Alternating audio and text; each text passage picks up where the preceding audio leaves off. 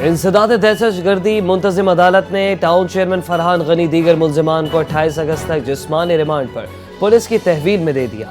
Town chairman Farhan غنی اور دیگر کے خلاف تشدد اور دھمکیاں دینے کے کیس کی سماعت کے دوران جج نے تفتیشی افسر سے سوال کیا کہ آپ نے ملزمان کو گرفتار کیا ہے یا یہ خود چل کر آئے۔ تفتیشی افسر نے عدالت کو بتایا کہ ملزمان خود تھانے آئے تھے۔ فرحان غنی نے عدالت میں بیان دیا کہ میں نے کوئی تشدد نہیں کیا، مجھ پر یہ جھوٹا الزام ہے۔ عدالت نے سماعت ملتوی کرتے ہوئے کہا کہ پولیس آئندہ سماعت پر پیش رفت رپورٹ کے ساتھ ملزمان کو پیش کرے۔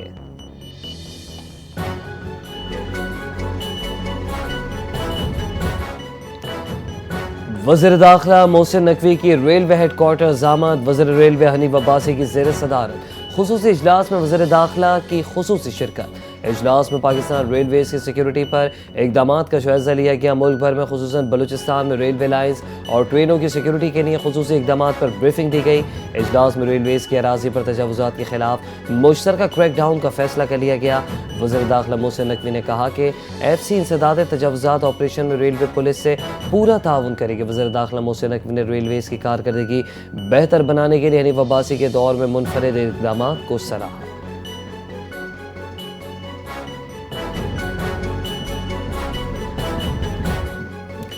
سیکیورٹی فورسز نے باجوڑ کے 5 علاقوں کو مکمل کلیئر کر دیا ہے۔ ضلع انتظامیہ نے کہا کہ کلیئر کروائے گئے علاقوں میں حالات معمول پر آ گئے، ریاستی مکمل عملداری بحال ہے۔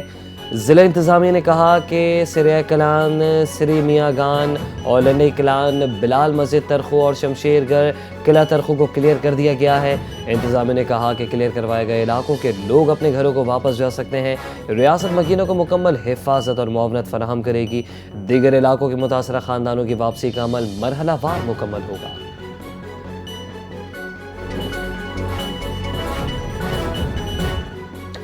نائب وزیر اعظم وزیر خارجہ اسحاق ڈار 2 روزہ دورے پر سعودی عرب پہنچ گئے۔ پاکستانی سفیر احمد فاروق اور کونسل جنرل خالد مجید نے نائب وزیر اعظم کا استقبال کیا۔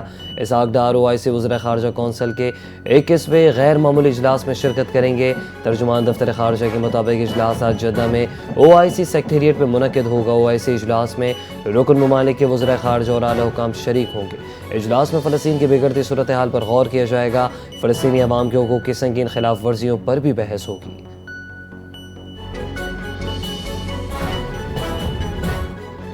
وزیر داخلہ محسن نقوی سے ایرانی ہم منصب سکندر مومنی کا ٹیلی فونک رابطہ۔ پاکستان میں سیلاب متاثرین کے لیے مدد کی پیشکش۔ سکندر مومنی کا خیبر پختونخوا اور گلگت میں جانی نقصان پر اظہار افسوس۔ جاباگ افراد کے اہل خانہ سے دلی ہمدردی، صبر جمیل کی دعا۔ ایرانی وزیر داخلہ نے کہا پاکستان ہمارا برادر ہمسایہ ملک ہے اور آزمائش کی اس گھڑی میں پاکستان کے ساتھ کھڑے ہیں۔ سکندر مومنی نے کہا کہ سیلاب کی تباہ کاریاں دیکھ کر بہت دکھ ہوا، ہر ممکن مدد کریں گے۔ محسن نقوی نے ایرانی وزیر داخلہ کا اظہار یکجہتی اور تعاون پر شکریہ ادا کیا اور ایرانی قیادت کے جذبات کو سراہا۔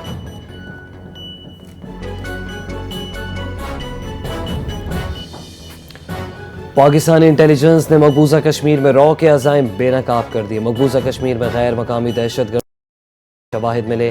رو کی پشت پناہی میں غیر ملکی دہشت گرد پاکستان کشمیریوں کے خلاف سرگرم ہیں۔ غیر مقامی دہشت گرد قابض بھارتی افواج کے اڈوں کے آس پاس دندناتے پھرتے ہیں۔ غیر مقامی دہشت گرد پشتو اور دری زبان میں گفتگو کرتے پائے گئے۔ انٹیلیجنس ذرائع کے مطابق کرائے کے قاتل کشمیری مجاہدین یا پاکستان کے خلاف استعمال ہوں گے۔ پاکستان نے خفیہ رپورٹ عالمی برادری سے شیئر کر دی۔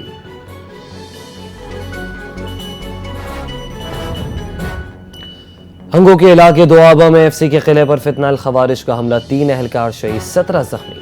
ایس پی آپریشن اسد زبیر کے مطابق دوآبہ کے علاقے توراوڑی میں ایف سی قلعے پر حملہ کیا گیا۔ دہشت گردوں کے حملے میں 3 جوان شہید، 17 زخمی ہوئے۔ ایس پی آپریشنز کا بتانا ہے کہ پولیس اور ایف سی کی بھرپور جوابی کارروائی میں دہشت گرد فرار ہو گئے۔ زخمی اہلکاروں کو دوآبہ اسپتال منتقل کر دیا گیا۔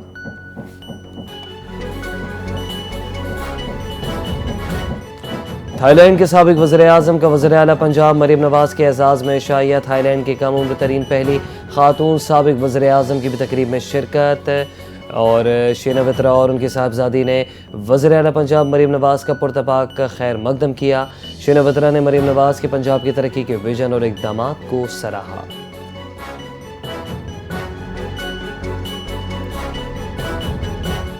آئی جی پنجاب ڈاکٹر عثمان انور کی ہدایت پر لاہور سمیت صوبے بھر میں ہفتہ وار جنرل پریڈ کا انعقاد۔ سینئر پولیس افسران نے پریڈ کا معائنہ کیا، پریڈ کے دستوں کو سلامی پیش کی۔ جنرل پریڈ میں خواتین اہلکاروں نے بھی حصہ لیا۔ ترجمان پنجاب پولیس کا کہنا ہے ہر سوموار صوبے بھر میں باقاعدگی سے جنرل پریڈ کا انعقاد کیا جا رہا ہے۔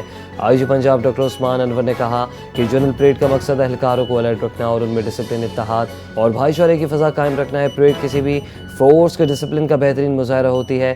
جنرل پریڈ سے افسران اور اہلکاروں کی فٹنس برقرار رہے گی۔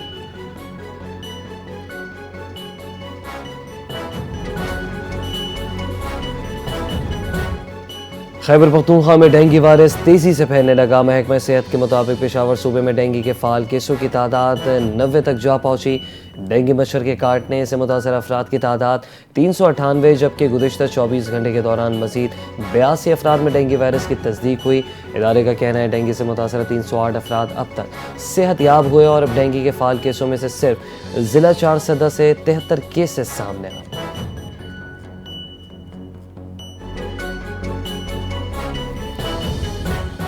سندھ تاز معاہدے کے تحت بھارت نے پاکستان کو ممکنہ سیلاب سے آگاہ کر دیا۔ جموں کے مقام پر بڑے سیلاب کی اطلاع دے دی گئی۔ بھارتی ہائی کمیشن نے 24 اگست کو صبح 10 بجے اطلاع دی۔ مئی میں جنگ کے بعد پہلی بار براہ راست رابطہ ہوا۔ حکومت نے بھارتی معلومات کی بنیاد پر الرٹ جاری کر دیا۔ متعلقہ اداروں کو ہدایات جاری کر دی گئی۔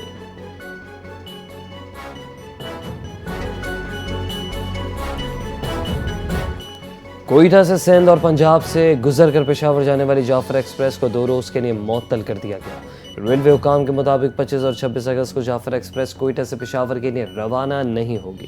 مسافروں کے ٹکٹ کی رقم واپس کر دی جائے گی۔ ٹرین کی منسوخی سے متعلق ریلوے حکام کا کہنا ہے کہ بارشوں کے سبب سیلابی صورتحال پیدا ہو گئی ہے، اس کے لیے ٹرین کو 2 روز کے لیے معطل کیا گیا ہے۔ ریلوے حکام کا کہنا ہے سیلابی صورتحال بہتر ہونے پر ٹرین کی روانگی سے متعلق آگاہ کر دیا جائے گا۔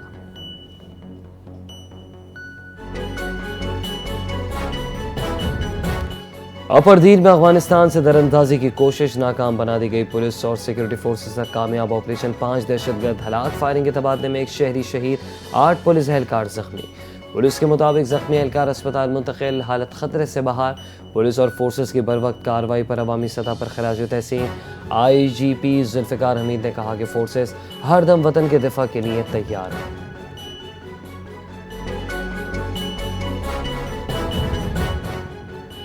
کراچی میں ڈرگ روڈ انڈر پاس میں بس نے 2 موٹر سائیکلوں کو ٹکر مار دی۔ افسوسناک حادثے میں خاتون سمیت 3 افراد جاں بحق ہو گئے۔